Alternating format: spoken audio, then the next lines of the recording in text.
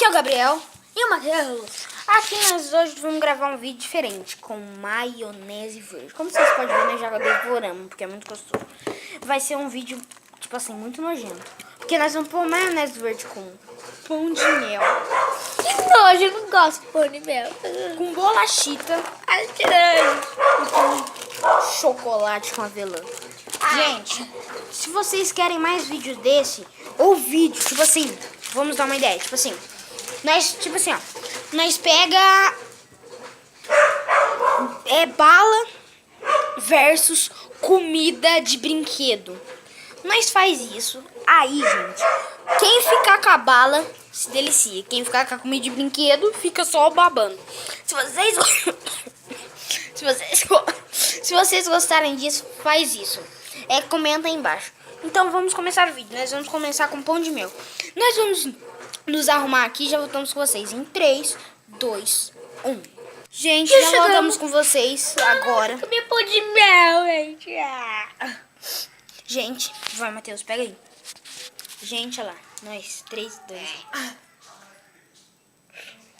1. Fui. Gente. Literalmente ele cuspiu, gente. Nós vamos aprontar pra próxima e já voltamos com vocês em 3, 2. Muito ruim. Gente, já voltamos com a bolacha. 3, 2,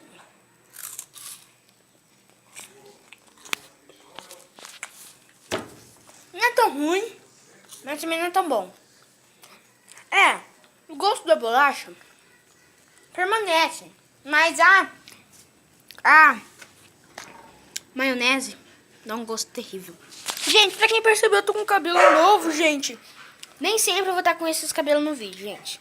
É que eu fiz um negócio lá, que é coisa pessoal, não posso contar pra vocês, gente. Gente, agora nós vamos preparar pro último. Essa porcaria. Daqui a pouco voltamos com vocês em 3, 2, 1. Gente, voltamos com vocês com essa bosta. 3, 2, 1.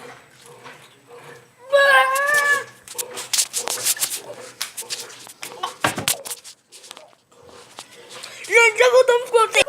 Gente, literal. Gente. Agora cadê ele rasgou? Gente, literalmente é horrível. Gente, esse foi o vídeo. Se vocês gostaram, mete like, põe dedo no like. E hoje às 6 horas nós vamos trollar alguém da minha casa. Então, gente, esse foi o vídeo. Espero que vocês tenham gostado. Então, explosão de like. Gente, então...